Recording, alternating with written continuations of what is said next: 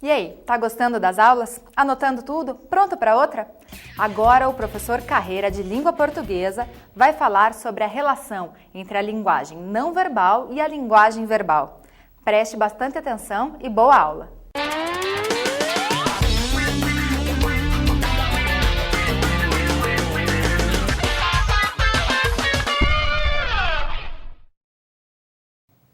Olá! Cá estamos mais uma vez para uma aula de língua portuguesa. Mas uma aula de língua portuguesa possivelmente distinta das muitas que você já viu pela vida fora. Normalmente, você teve um trabalho voltado para a linguística e, o que é pior, para a gramática, muito chata às vezes. Na aula de hoje, nós vamos tentar estabelecer uma leitura não propriamente do texto verbal, do texto escrito, mas vamos buscar ler o texto não escrito. Cada vez mais em vestibulares importantes, em provas de seleção importantes pelo Brasil afora, estão presentes questões em que a linguagem é não verbal. Isso significa que você tem que saber ler o mundo que o rodeia. Aliás, um dos pressupostos para selecionar um bom candidato às boas universidades é, sem dúvida, saber ver o mundo que o rodeia, enxergar o mundo que o rodeia, que nem sempre está caracterizado por letras, palavras, textos, frases. Muitas e muitas vezes, o mundo que nos rodeia diz muito por meio de imagens. E é disso que nós vamos falar, da relação entre a linguagem não verbal, as imagens, e a linguagem verbal.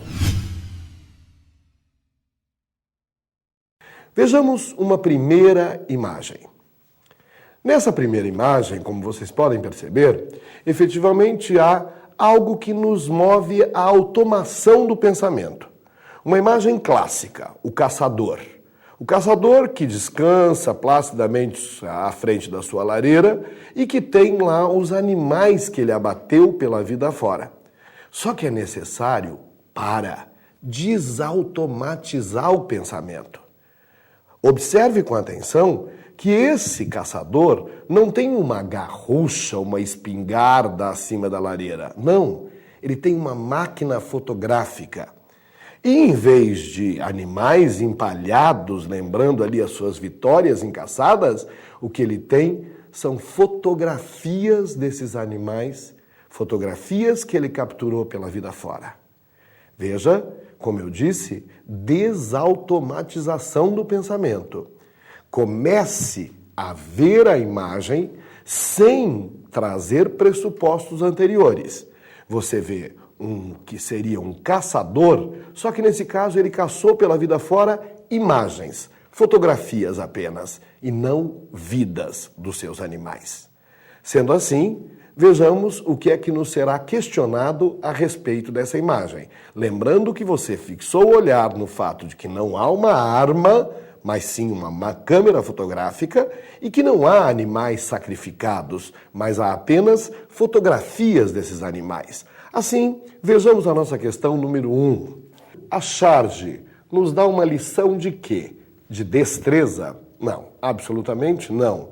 Não é a habilidade desse fotógrafo que se quer enfatizar com a charge.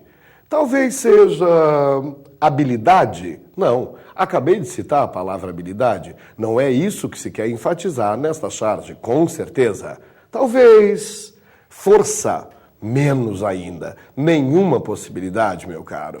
Ou preservação da natureza? Sem dúvida.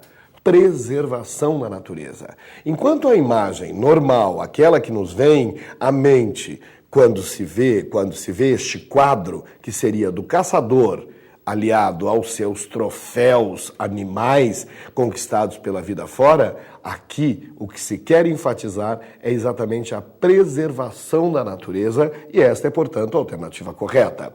Claro que vamos, portanto, descartar superioridade do homem sobre os outros animais.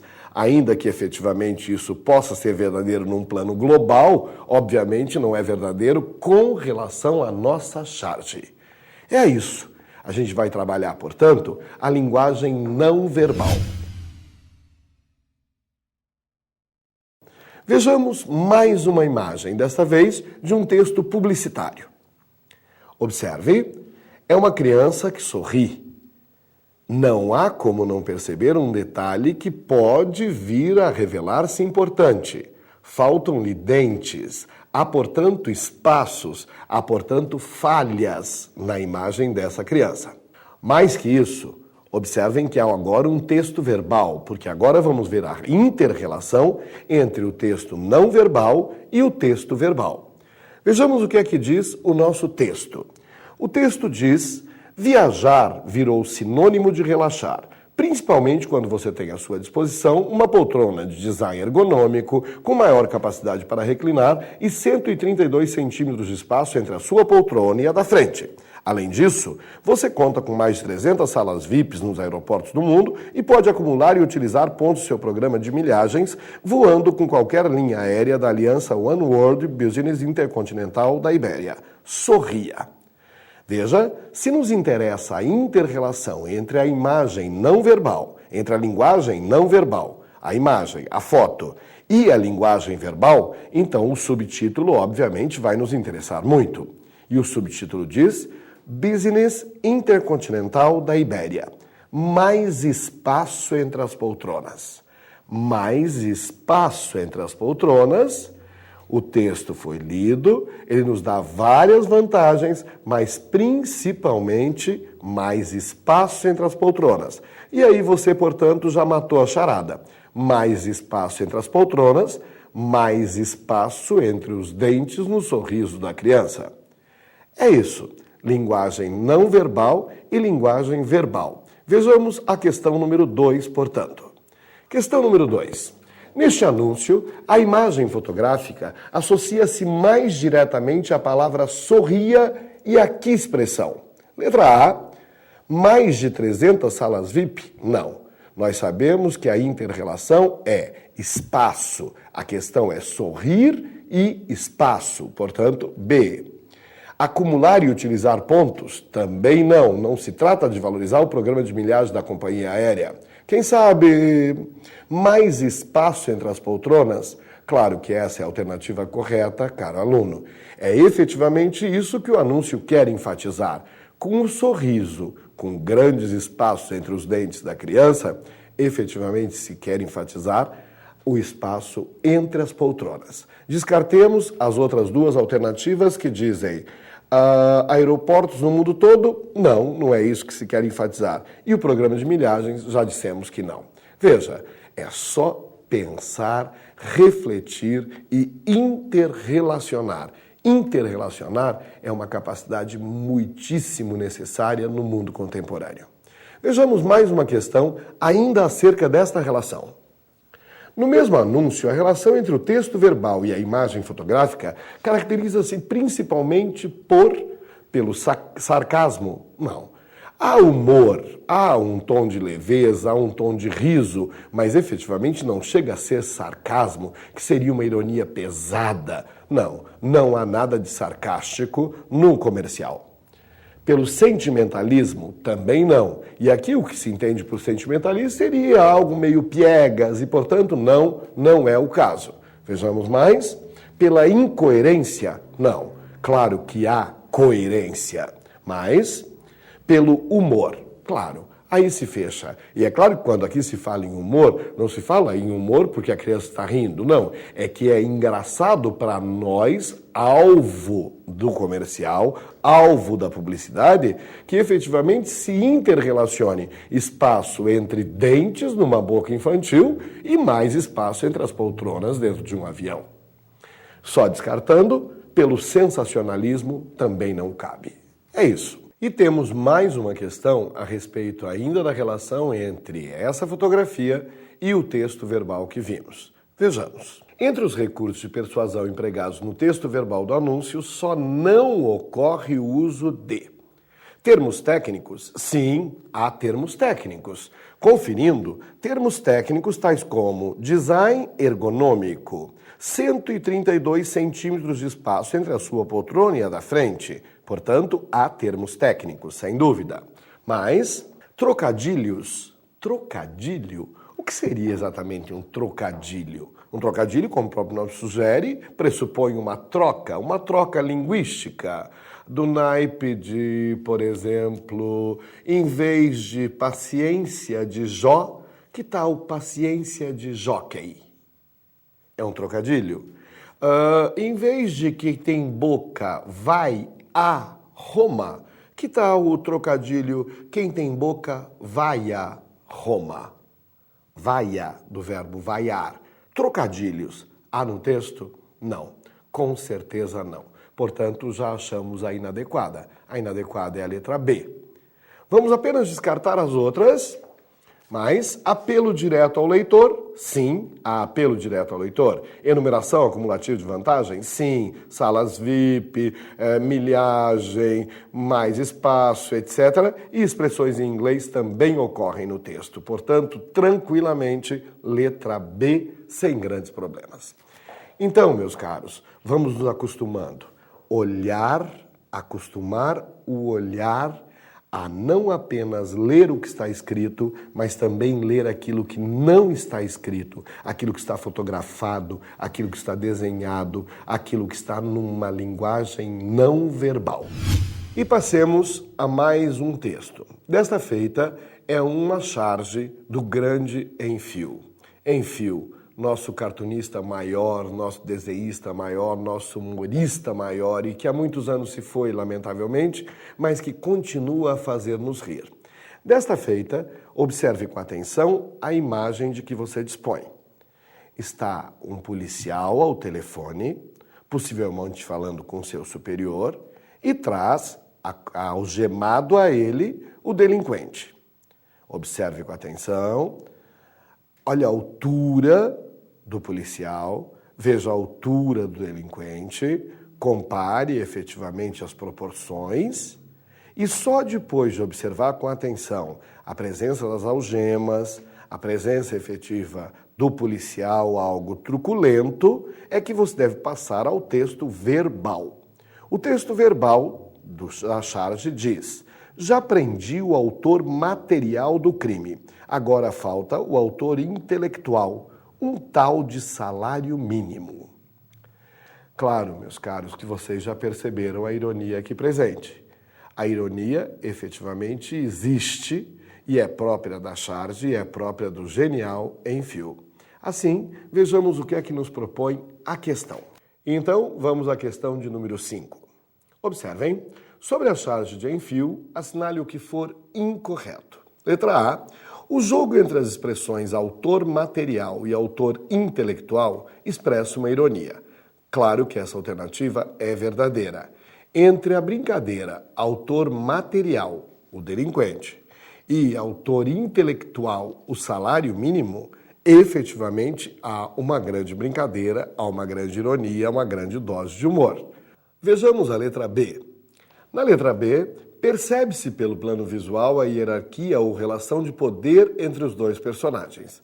Quer me parecer que eu já havia destacado isso quando observávamos atentamente a charge.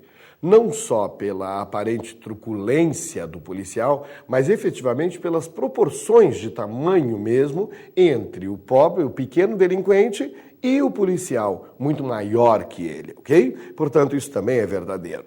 Letra C. Os dois personagens são delinquentes. Claro que esta é a alternativa inadequada. Na visão da charge, numa visão tradicionalista da charge, obviamente o policial não representa a delinquência. O delinquente é representado apenas pelo ladrão, ok? Não serve, portanto, esta é a alternativa a ser assinalada. Vejamos as outras para descarte. No contexto, autor intelectual sugere o sentido de causas sociais da crise, desigualdade social, má distribuição de renda. Verdade. Verdade absoluta, verdade inconteste. E a letra E, o autor material refere-se ao delinquente. Sim, claro que sim. O autor material do crime é o autor efetivo do crime, ou seja, aquele que realmente, que materialmente, que pessoalmente realiza o crime. Portanto, autor material é o delinquente. Sem grandes problemas. A alternativa correta era mesmo a letra C. E vamos continuar treinando nosso olhar para a linguagem não verbal. Há uma história interessante, recontada pelo Luiz Augusto Fischer, que é articulista da Folha de São Paulo, que atribui a Eduardo Galeano, o escritor uruguaio, uma história muito bonita. A história de uma criança que pela primeira vez vê o mar e ela está acompanhada do pai. Ao chegar próximo do mar e ver aquela grandiosidade, ver aquele infinito de água, a criança pega na mão do pai e diz: "Pai, me ajuda a olhar". Essa história me parece muito interessante porque muitas vezes nós precisamos dessa ajuda para olhar certas obras de arte, para olhar certas fotos, para olhar certos quadros, para olhar certas esculturas. É nesse sentido que vocês devem atentar agora para 4 imagens distintas. Observe a primeira delas. Nessa primeira imagem, nós temos uma fotografia de Hiroshima ou Nagasaki destruída pela bomba de 1945, na Segunda Grande Guerra. Reparem, no entanto, que os destroços da cidade formam uma imagem humana. Uma imagem humana se sobressai dos destroços. Observem com atenção. Chama-se A Prece dos Mortos, a fotografia, e é de 1946. Observe com cuidado a segunda imagem. Você vê uma mulher, possivelmente numa passarela, desfilando peles. E, no entanto, ela arrasta ossadas. Ela arrasta carcaças de ossos pela passarela fora. Mas observe atenta e cuidadosamente a terceira imagem. Uma imagem típica de cartão postal. Nova York, à noite. Em vez das torres gêmeas, 2 fachos de luz sobem em direção ao céu. 2 fachos de luz em vez das torres gêmeas. Observe com atenção que a foto é de 2004, portanto, posterior ao fatídico 11 de setembro de 2001. Em vez das torres gêmeas, o que nós temos são fachos de luz que sobem ao céu. E ainda, observe com atenção a 4ª imagem. Uma charge muito engraçada. Observe que há uma mulher, e essa mulher projeta a sombra de um dragão, de um monstro. Do outro lado, 3 homens escondem-se atrás de móveis, atrás de objetos, e dizem: "Cosa é TPM?" Ou seja, que coisa é a TPM? O que é a TPM, hein? Comentam os homens, ok? O que nós vamos fazer, portanto, é ler esses textos com a próxima questão. Vejamos lá. Analise as afirmativas a seguir. Analisemos a alternativa sob número 1. A personificação dos escombros mostra ao mesmo tempo, mostra ao mesmo tempo o grau de horror da humanidade, dado o nível de destruição a que foi submetida, e a vultuosidade dos prejuízos materiais, ambos advindos das guerras. Observem, ao mesmo tempo é demonstrado o horror da humanidade e a vultuosidade dos prejuízos materiais. Claro que a alternativa é adequada. Alternativa número 2. Vejamos lá. O texto 2 referencia a estreita relação entre a mortandade de animais domésticos e a indústria da moda, que lhes tira a pele para novas coleções. É bem verdade que a vaidade humana, em especial nesse caso a vaidade feminina, embora a vaidade feminina seja na verdade alimentada por estilistas homens, o que se vê volta e meia é o verdadeiro sacrifício da natureza na passarela.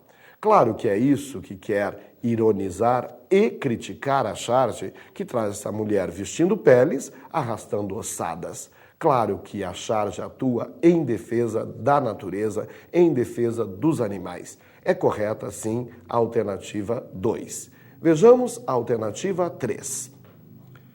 O número de fachos de luz e sua direção ao céu representam, respectivamente, a subida das almas dos mortos e as torres gêmeas. Atenção, tomem cuidado com a palavra respectivamente.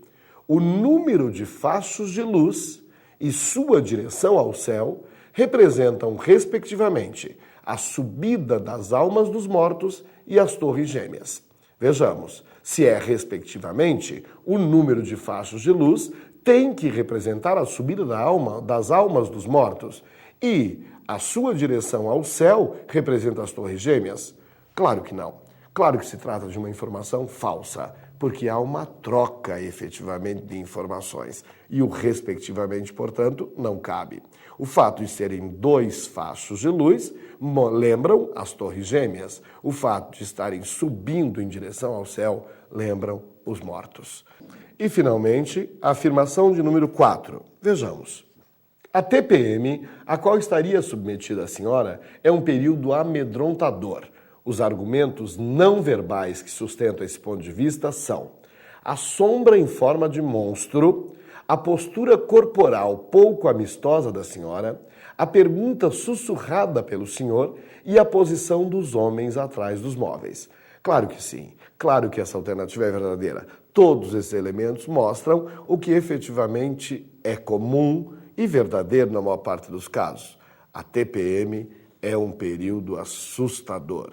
E se é assustador para elas, que convivem mais de perto, imagine para nós, pobres homens. Portanto, estão corretas as afirmações de números 1, 2 e 4, letra D. E passemos agora, meus queridos, à inter-relação entre texto não verbal, texto verbal em prosa e texto verbal poético. Observe com atenção a imagem. A imagem é de uma criança na noite carioca. Uma criança frente a um monumento carioca e ela tem abaixo de si a caixa de engraxate. Uma criança que trabalha na rua, que engraxa sapatos na rua. Observe com atenção o texto verbal que em seguida vem. Escova e graxa de sapato para dar brilho a uma vida severina. O menino Leandro Pereira Rodrigues, de 12 anos, trabalha como engraxate no centro do Rio. Quando não dorme na casa de um tio, em Santa Teresa, ele se ajeita numa calçada da Avenida Presidente Vargas. Leandro estudou até a 3ª série do ensino fundamental, mas hoje está fora da escola. O menino, que cobra R$1 pelo serviço, sonha ser pedreiro como o pai. O que é que essa questão vai pedir-nos? Vai pedir-nos que interrelacionemos o texto não verbal, a fotografia, e este texto verbal em prosa com trechos de poema de João Cabral de Melo Neto, Morte e Vida Severina. Sem dúvida, essa criança leva uma vida severina. Que característica une esta vida severina que vimos na foto e no texto verbal aos textos de João Cabral de Melo Neto? Vejamos trechos de poema Morte e Vida Severina e busquemos aquele que se encaixa no perfil do menino Leandro. Vejamos a letra A. O meu nome é Severino, não tenho outro de pia, como há muitos severinos, que é santo de Romaria. Aqui nós temos o caráter coletivo do nome, é o nome de muita gente. Ao contrário, a nossa preocupação é com apenas um menino. Letra B, vejamos. É uma criança pálida, é uma criança franzina, mas tem a marca de homem, marca de humano oficina. Esta sim é a alternativa já adequada. Ele traz a marca do homem em si. Ele já trabalha e sonha ser pedreiro como o pai. Ele traz dentro de si a humana oficina. Esta é a alternativa correta e vamos descartar as outras rapidamente. Antes de sair de casa, aprendi a ladainha das vilas que vou passar na minha longa descida. Essa viagem não é mostrada no texto. Agora, se me permite, minha vez de perguntar: como a senhora, comadre, pode manter o seu lar? Também não tem relação. E, finalmente, o dia de hoje está difícil, não sei onde vamos parar. Deviam dar um aumento, ao menos aos desse setor de cá. Questiona-se aumento, também não há essa preocupação nos nossos textos que mereciam análise. Portanto, tranquilamente, a resposta é a mesma de letra B. E agora vamos ao momento que eu considero talvez o mais bonito e mais doce dessa aula. 3 pietás e um só sentimento. 3 pietás. Pietà, do italiano, piedade. Primeiro, observe com atenção a imagem que você tem à sua frente. A Pietà de Michelangelo. A Pietà renascentista, a escultura Mor de Michelangelo. Observe o rosto da mãe. Observe o rosto de Nossa Senhora. Observe que, apesar da morte estar ali no seu colo, ela efetivamente tem um ar de tranquilidade, de aceitação, de resignação. Ela sustenta o filho morto, mas como é próprio dos deuses e dos santos, ela aceita o seu destino com uma resignação enorme, embora ela também demonstre uma imensa piedade pelo sofrimento que viveu o filho. Passemos à segunda imagem. E a segunda imagem nada mais é do que uma reprodução com traços toscos próprios do cartoon da Pietà de Michelangelo. Realizada por Laerte, o cartunista brasileiro, um dos mais importantes cartunistas brasileiros, a Pietà é apenas uma reprodução da Pietà de Michelangelo. E agora, prepare o seu olhar. A terceira Pietà. A terceira Pietà trata da fome na Etiópia. Observe mais uma vez o olhar da mãe, o olhar que incide sobre a criança, a maneira como ela protege com as mãos uma vida que está por um fio.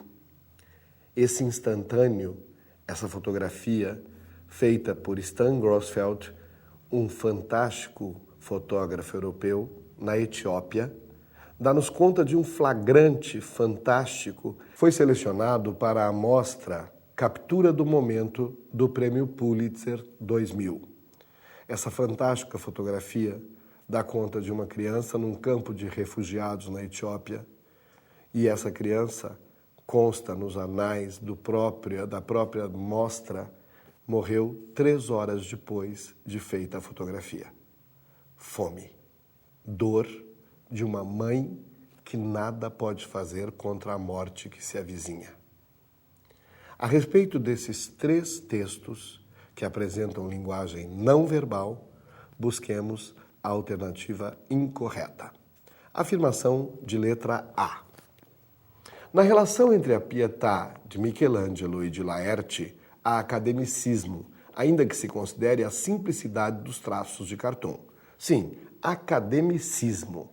Ou seja, a cópia de Laerte é uma cópia acadêmica da Pietà de Michelangelo. Não traz novas sensações, novos sentimentos, novas visões. Não, é academicamente uma reprodução.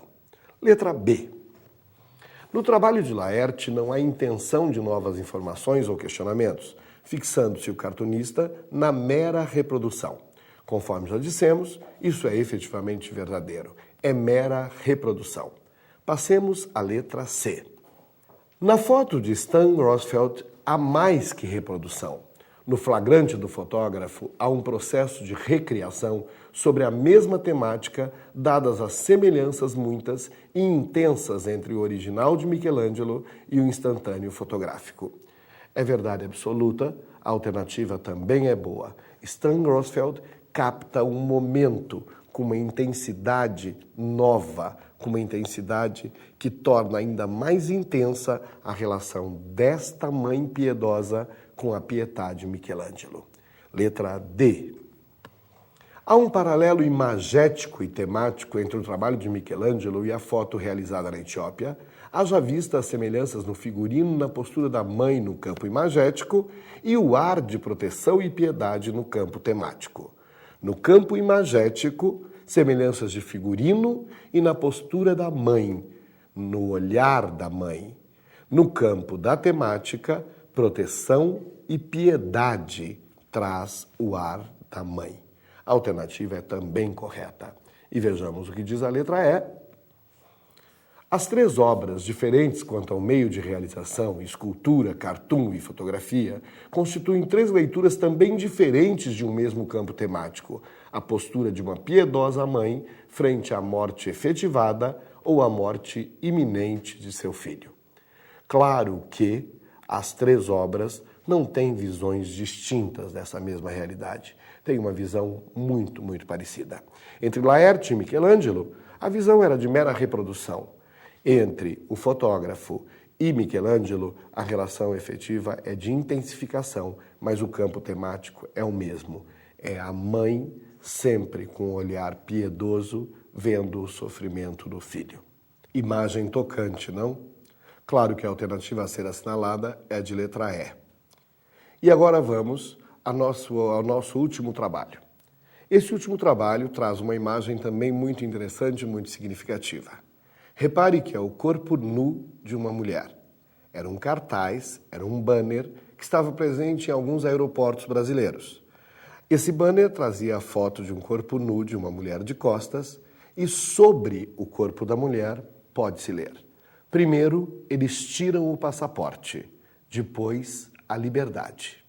Como é parte de uma campanha instrutiva, uma campanha institucional, o texto ainda trazia: não seja a próxima vítima. Desconfie de propostas fantásticas de uma vida melhor no exterior. Procure a Polícia Federal de seu estado ou ligue para o número X. Tráfico internacional de mulheres, denuncie. E observe ainda que se trata de uma campanha das Nações Unidas associada ao Ministério da Justiça. Uma vez vista a imagem, é hora de pensarmos em traduzi-la para a linguagem verbal. Portanto, observemos o nosso último teste. Ele pede no enunciado. Depois da detida análise do texto não verbal, a foto, depois da atenta leitura do texto verbal, o texto em si, analise as proposições a seguir e marque a inadequada. Letra A. O cartaz é parte de uma campanha institucional contra o aliciamento de mulheres brasileiras para a prostituição no exterior. É uma denúncia, enfim, contra o tráfico internacional de mulheres. Claro que a alternativa é adequada. Claro que você percebeu qual é a intenção desse fantástico cartaz, desse fantástico banner. É impedir que incautas mulheres sejam aliciadas para o tráfico de mulheres e para a prostituição, em especial na Europa. Como você sabe, esta é uma triste realidade brasileira. Um produto de exportação nacional tem sido a carne feminina. A alternativa é correta e nós estamos buscando a inadequada. Portanto, vejamos a letra B. A campanha, levada a cabo pelas Nações Unidas e pelo Ministério da Justiça do Brasil, tem o tom intenso de defesa das brasileiras incautas, como se percebe no texto escrito e também do símbolo especial usado para a letra U, no verbo denuncie, ao qual se associou o símbolo típico do gênero feminino. Mais uma vez, a alternativa é adequada. E você percebeu, na palavra denuncie, abaixo, que se fez o símbolo também do gênero feminino. Ganhou força, portanto, a palavra denuncie abusos contra a mulher. É o que se subentende efetivamente quando a palavra denuncie aparece associada ao símbolo do gênero feminino. Vejamos a letra C. O verbo tiram, presente no texto verbal que cobre o corpo nu da mulher, patenteia uma ambiguidade criativa. Eles providenciam a confecção dos passaportes para as vítimas eles tomam os passaportes das vítimas retendo-os e assim impedem o livre-arbítrio e a liberdade de locomoção dessas mulheres. A ambiguidade é, às vezes, um ruído na comunicação. Em outros casos, no entanto, é uma qualidade da comunicação. E aqui, sem dúvida, nós temos um belo exemplo disso. Primeiro, eles tiram o passaporte. O que é que significa tiram o seu passaporte? Eles providenciam a feitura do passaporte, mas ao mesmo tempo pode significar que eles retêm o seu passaporte e, portanto, impedem que você siga o seu desejo de ficar, ou de ir, ou de voltar, ou de estar ou não estar na Europa, e principalmente o seu desejo e a possibilidade do seu direito de querer ou não vender o seu corpo. Veja, a ambiguidade existe e é ultra enriquecedora no texto. Portanto, é também correta a alternativa. Vejamos ainda a letra D.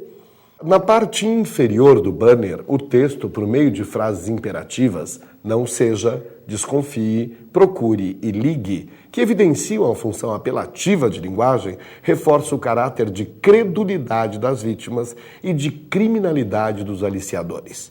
Sem a menor dúvida, há efetivamente mulheres inocentes buscando uma vida melhor, que são muitas vezes cooptadas no Brasil, acreditando que vão trabalhar honestamente na Europa e lá chegando, perdem seus passaportes, perdem sua liberdade e são obrigadas a prostituir-se.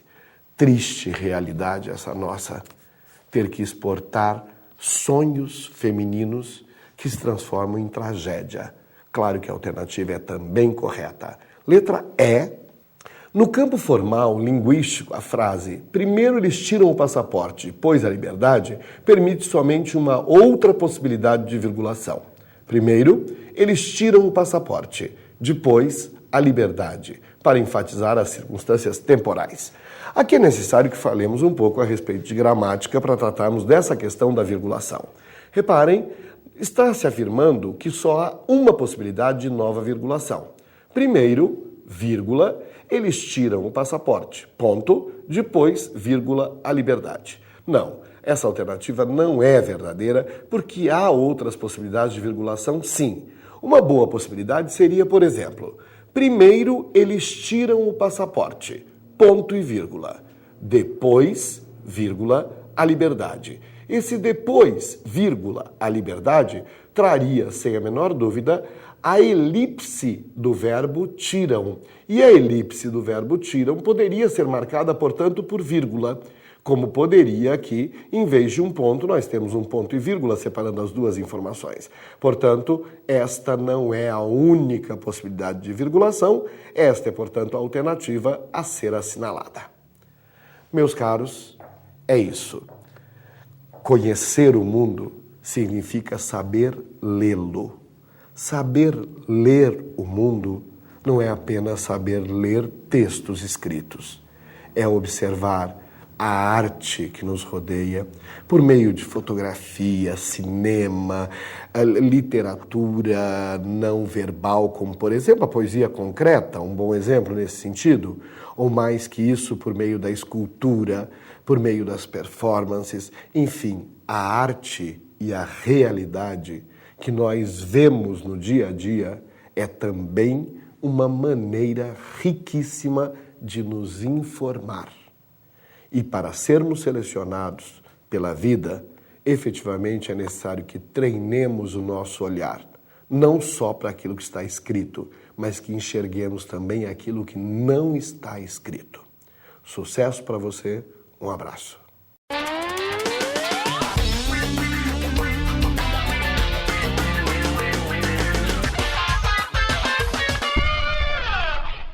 Chegamos ao fim de mais um dia de Super Aulas Enem 2011. Essa super iniciativa do Sistema Positivo de Ensino e do jornal Estadão, que vai garantir o seu sucesso nas provas desse ano.